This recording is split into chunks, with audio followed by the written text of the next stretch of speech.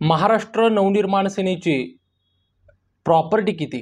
महाराष्ट्र नवनिर्माण सेनेची संपत्ती नेमकी आहे किती? राज ठाकरे असतील, बाळा नांदगावकर असतील, अनेक मातब्बर नेते आहेत आणि हे पक्ष चालवतात. नेमकं ह्या पक्ष चालवण्याचं सोर्स काय, उत्पन्नाचं साधन काय, असे अनेक प्रश्न महाराष्ट्रातल्या ग्रामीण भागामध्ये त्या ठिकाणी कुतूहलाचे प्रश्न असतात आणि ह्या प्रश्नावरती मी आज बोलवण्यासाठी हा व्हिडिओ बनवतोय. मित्रांनो, कोणताही राजकीय पक्ष असो किंवा कोणताही राजकीय नेता असो, त्याच्याविषयी काही सिक्रेट्स असतात, काही कुतूहल असतात. ते कुतूहल आजही प्रत्येक गावागावामधल्या, खेड्यापाड्यातल्या पारावरती गप्पामध्ये अनेक तासनतास ते चर्चा त्या ठिकाणी रेंगाळत असतात. आणि हे चर्चेच्या माध्यमातून अनेक नेते, त्या अनेक नेत्यांचे किस्से, त्यांचे काही किस्से जे की अनेक जणांना माहीत नसतात, ते किस्से त्या ठिकाणी त्या किस्स्यांची देवाणघेवाण होत असते.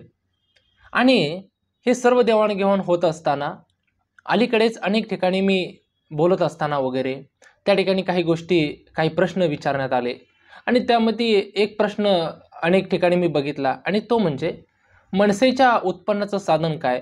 महाराष्ट्र नवनिर्माण सेनेचा पक्ष महाराष्ट्रभर जो चालतो त्याच्या उत्पन्नाचं सोर्स काय? कारण मनसे कधीच आजपर्यंत सत्तेत नव्हती आणि गेल्या 10 वर्षामध्ये तर महाराष्ट्र नवनिर्माण सेनेचे एकच आमदार निवडून आलेला आहे. कोणतेही सत्ता नाही किंवा कोणतीही महापालिका किंवा कोणतेही विधान भवनामध्ये त्या ठिकाणी त्यांचं प्रतिनिधित्व नाही. मुळामध्ये कोणताही पक्ष चालत असताना किंवा कोणतीही पार्टी चालत असताना पैसा हा लागतो. अगदी राज ठाकरे यांनी सुद्धा 2019च्या निवडणुकीच्या वेळेस ज्यावेळेस त्यांनी विधानसभेला ज्यावेळेस मुलाखती दिल्या होत्या, त्या मुलाखतीमध्ये राजसाहेब बोलताना असं बोलले की अनेक पार्टींना फंडिंग देण्यात येतं, परंतु काही पार्टींना त्या ठिकाणी फंडिंग देण्यात येऊ नये अशा पद्धतीचा दबावसुद्धा असतो. 2019च्या निवडणुकीमध्ये महाराष्ट्रामधील प्रमुख काही राजकीय पक्ष आहेत, त्यांना वेगळा फंडिंग आणि इतर पक्षांना वेगळा फंडिंग अशा पद्धतीचा दुजाभावसुद्धा त्या ठिकाणी करण्यात येतोय, अशा पद्धतीचं त्या ठिकाणी काही स्टेटमेंट्स होते. मुळामध्ये फंडिंगशिवाय, पैशाशिवाय पक्ष चालत नसतो.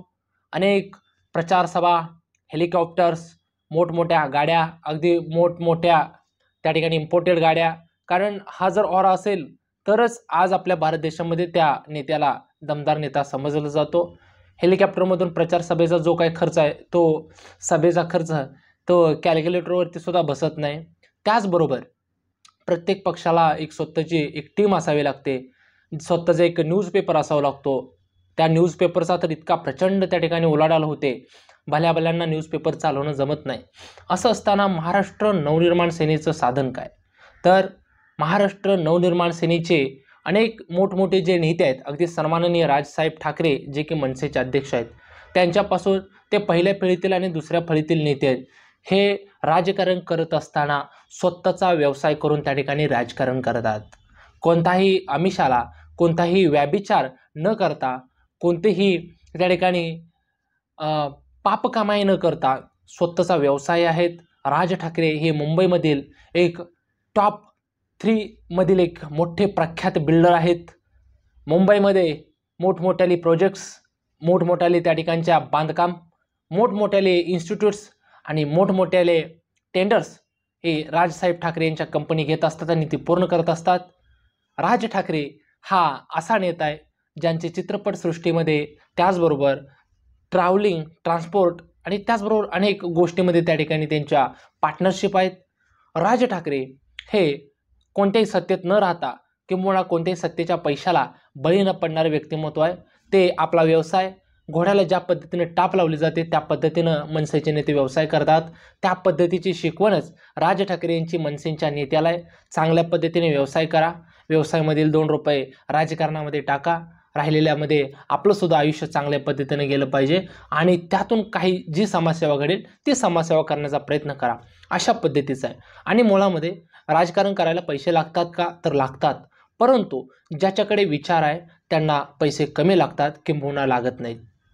महाराष्ट्र नवनिर्माण सेनेचे नेते राज ठाकरे यांच्याकडे विचार आहेत. एक व्हिजन असलेला व्हिजनरी नेता म्हणून महाराष्ट्रामध्ये राज ठाकरे प्रसिद्ध आहेत.